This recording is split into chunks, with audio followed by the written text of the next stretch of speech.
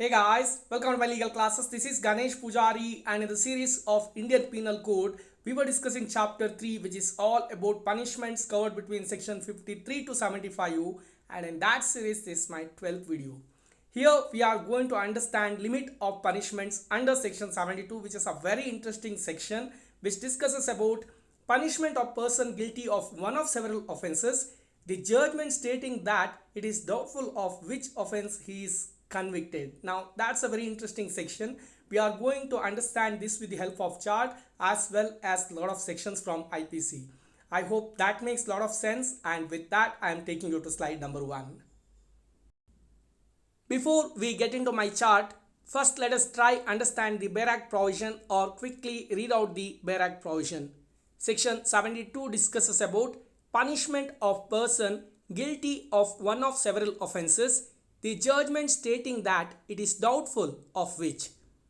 And the Bare Act provision says, in all cases in which judgment is given that a person is guilty of one of several offences specified in the judgment, but that it is doubtful of which of these offences he is guilty, the offender shall be punished for the offence for which the lowest punishment is provided if the same punishment is not provided for all. Now that's about section 72. Let's try make it easy with the help of my chart. In the chart, I have taken the support of section 325 and section 335 to make the concept very clear. Now, in any case, if offender is guilty of one of several offences specified in the judgment, okay, like for example, here the offence is the offender has caused grievous hurt, and the court is not sure whether that is coming under section 325 or section 335. Now 325 discusses about punishment for voluntarily causing grievous hurt. Section 335 discusses about voluntarily causing grievous hurt on provocation. Now whether it is voluntarily causing grievous hurt or it is voluntarily causing grievous hurt based on the provocation happened at that very moment, the court is not sure about that. That is the doubt now, okay?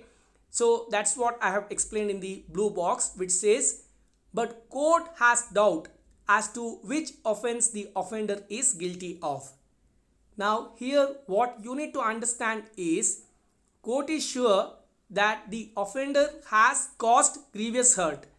Now to give punishment, whether to utilize section 325 or section 335 is the confusion, because that point is not very clearly proved. So the court has doubt. Now let's move to red box, which says, in such cases, such offender shall be punished by the lowest punishment provided. Okay. Now what is the lowest punishment provided under section 335 or 325? That we are going to discuss in the next slide. I will explain it there in detail. If other offences have different punishments, okay, in case there are multiple offences covered, they all have different punishments, but the court is not very sure as to under which offence the guilty should be or the offender should be convicted. So in such cases, when there is confusion or doubt, the court should always give the lowest punishment among those offences among which the court has doubts. That is how you need to understand section 72. To make it further easy, I have two more slides where we will understand this concept in detail. The first example, as I said in the previous slide, let us try understand a case of voluntarily causing grievous hurt. Now the two different sections before we get into this particular discussion that you need to remember are section 320, which defines what is grievous hurt, and section 322, which discusses about voluntarily causing grievous hurt. I am not getting into those sections which are basically defining what is grievous hurt and what is voluntarily causing grievous hurt. Let us imagine A has caused grievous hurt to Mr. B. Now that is the case, okay. Now he needs to be punished. So we know all the other definitions which are defining grievous hurt as well as voluntarily causing grievous hurt. All of that is fine here. Now court has the doubt whether A needs to be punished under section 325 or section 335. Now if it is voluntarily causing grievous hurt, in that case the punishment can go up to imprisonment of 7 years and shall also be liable to fine. But if at all A is saying that he has caused such grievous hurt to B on sudden provocation, okay, if A is saying that, in that case, if that is proved, what is the punishment? The imprisonment of 4 years or with fine which may extend to 2000 rupees or with both. Now here the court has doubt. It is not concluded as to A has caused grievous hurt to B without any provocation. That is not proved. Okay, there is doubt. In that case, what is the lowest punishment available among these two sections? Now it is very clear that A has caused voluntarily grievous hurt to B. That is very clear. There is no doubt. But whether there was provocation or not, now that is the confusion. As there is confusion or as there is doubtful, confusion is not the right term, as there is doubt. Now what is the option that court has? Court has to punish among the lowest possible punishment among such offences. And here in this case it is section 335 where the court can punish with maximum of 4 years of imprisonment or with fine which may extend to 2000 rupees or with both, and court cannot punish with section 325 because their doubt still remains. I hope that is very clear.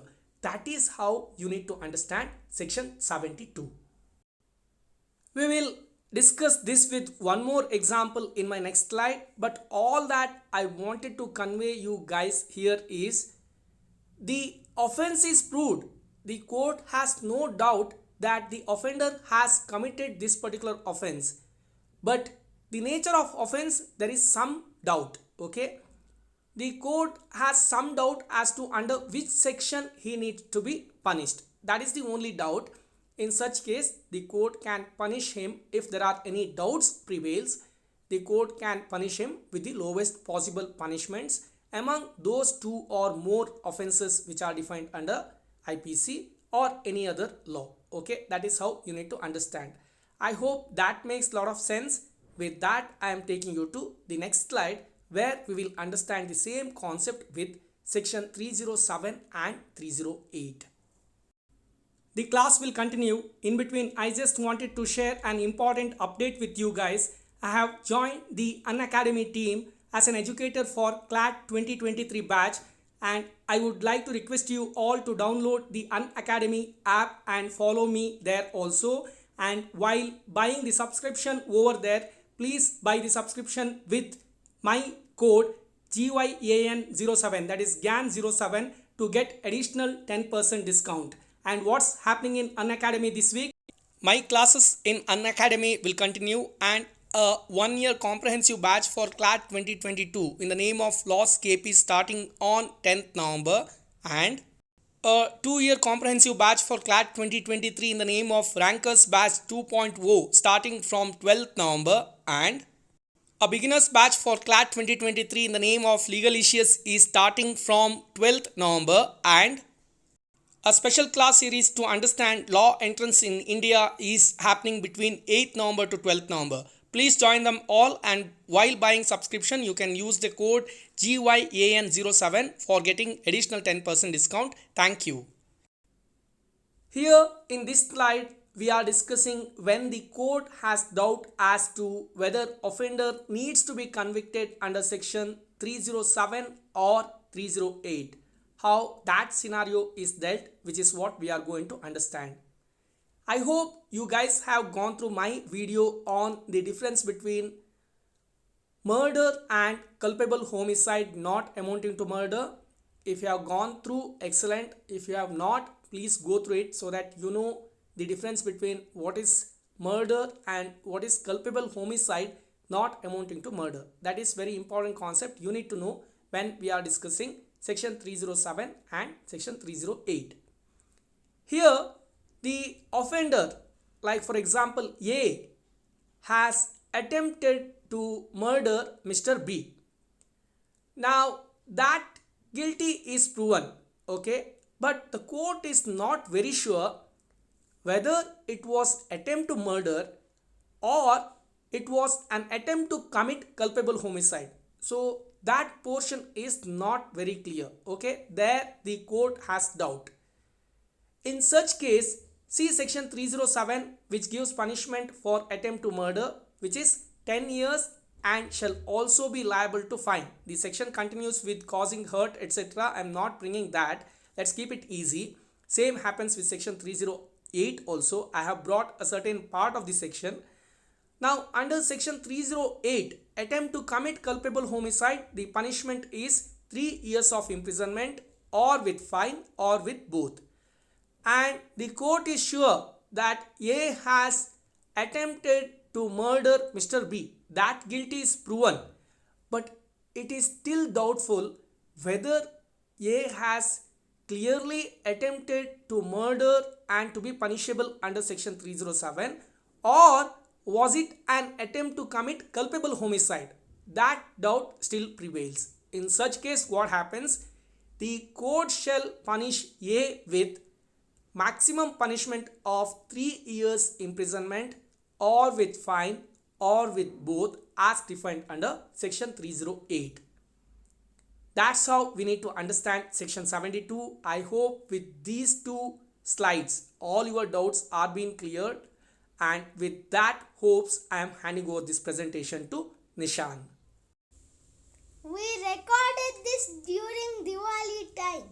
You guys have a happy and great Diwali. With that, I'm concluding this section. Please subscribe our channel. Please like, share and comment our videos.